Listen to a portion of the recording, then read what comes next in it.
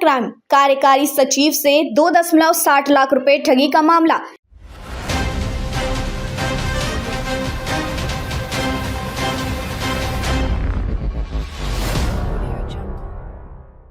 Cyber crime की घटनाएं आजकल तेजी से बढ़ रही हैं और लोग इसके जाल में फंसकर अपनी मेहनत की कमाई को गंवा बैठते हैं। फरीदाबाद में एक ऐसी ही घटना सामने आई है जिसमें एक कंपनी के कार्यकारी सचिव से मनी लॉन्ड्रिंग के आरोप में 2.60 लाख रुपए ठग लिए गए। इस घटना ने साइबर सुरक्षा और ऑनलाइन ठगी के खतरों को और अधिक उजागर किया है। ठगी करने वाले अपराधी ने मुंबई पुलिस के एडीजी एडिशनल डायरेक्टर जनरल का नाम और सुप्रीम कोर्ट की वेबसाइट का इस्तेमाल करके एक ठोस और विश्वसनीय छवि बनाई और कार्यकारी सचिव को अपने जाल में फंसाया। यह घटना न केवल फरीदाबाद बल्कि समूचे देश में साइबर अपराधों के बढ़ते खतरे की ओर इशारा करती है। इस लेख में हम इस ठगी की पूरी कहानी, इसके कारण और इससे बचने के उपायों के बारे में विस्तार से जानेंगे।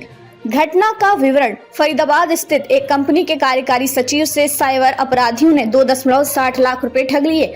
ठगी का तरीका बेहद चालाक और सोची समझी योजना के तहत था। अपराधी ने खुद को मुंबई पुलिस का एडीजी एडिशनल डायरेक्टर जनरल बताकर और सुप्रीम कोर्ट की वेबसाइट और आरबीआई भारतीय रिजर्व बैंक के इंस्ट्रक्शन सीट दिखाकर कार्यकारी सचिव को विश्वास दिलाया कि वह एक वैध और प्रभावशाली व्यक्ति है। अपराधी ने मनी लॉन्ड्रिंग के नाम पर कार्यकारी सचिव से रुपए की मांग की और उन्हें बताया कि ये प्रक्रिया पूरी करने के लिए पैसे भेजने की आवश्यकता है। कार्यकारी सचिव ने पहले तो अपराधी के तथाकथित अधिकार और पेशेवर व्यवहार पर विश्वास किया और रुपए भेजने के लिए तैयार हो गए। इस विश्वास के चलते सचिव ने कुल 2.60 लाख रुपए ठगने वाले को भेज दिए। बाद में जब सचिव को ये महसूस हुआ कि वे ठगी का शिकार हो गए हैं तो उन्होंने साइबर पुलिस थाने में मामला दर्ज कराया।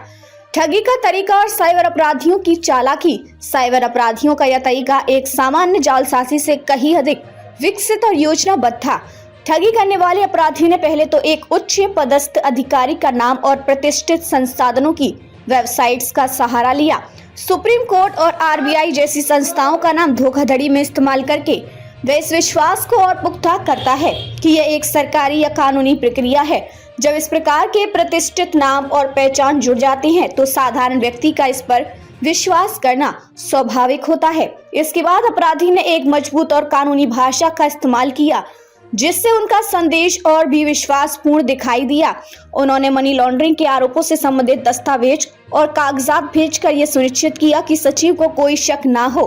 सचिव ने अपनी सुरक्षा को लेकर कोई भी सवाल नहीं उठाया और बिना किसी जांच पड़ताल के पैसे ट्रांसफर कर दिए। इस प्रकार की साइबर धोखाधड़ी में तकनीकी जानकारी और सटीक योजना की आवश्यकता होती है जो अपराधियों ने बखूबी से निभाई। साइबर अपराध का बढ़ता खतरा। यह घटना एक बार फिर से ये साबित करती है कि साइबर अपराध कितना घातक और फेल हो चुका है। इंटरनेट और डिजिटल प्लेटफॉर्म्स के बढ़ते इस्तेमाल ने साइबर अपराधियों को नए अवसर दिए हैं। आजकल अधिकांश लोग ऑनलाइन बैंकिंग, शॉपिंग और अन्य सेवाओं का उपयोग करते हैं जिससे उनकी निजी जानकारी और वित्तीय लेन देन इंटरनेट पर आसानी से उपलब्ध हो जाते हैं। ऐसे में साइबर अपराधियों के लिए यह जानकारी हासिल करना और धोखाधड़ी करना काफी आसान हो जाता है। साइबर सुरक्षा और सावधानियां। इस घटना से यह भी स्पष्ट हो जाता है कि साइबर अपराध से बचने के लिए हमें अपनी ऑनलाइन सुरक्षा पर अधिक ध्यान देना होगा। कुछ महत्वपूर्ण उपाय जो हमें साइबर अपराध से बचने के लिए अपनाने चाहिए वे निम्नलिखित हैं। संदिग्ध कॉल्स और ईमेल से बचें। कभी भी किसी अज्ञात कॉल या ईमेल से पैसे ट्रांसफर ना करें। अगर किसी उच्च अधिकारी या संस्था का नाम लेकर कोई आपसे पैसे मांगता है तो तुरंत उसकी सत्यता की जांच करें। कभी भी संवेदनशील जानकारी ना दें। व्यक्तिगत जानकारी जैसे कि बैंक खाता नंबर, पिन कोड, पासवर्ड आदि किसी के साथ साझा ना करें, खासकर अगर यह जानकारी किसी अपरिचित व्यक्ति या स्रोत से मांगी जा रही है।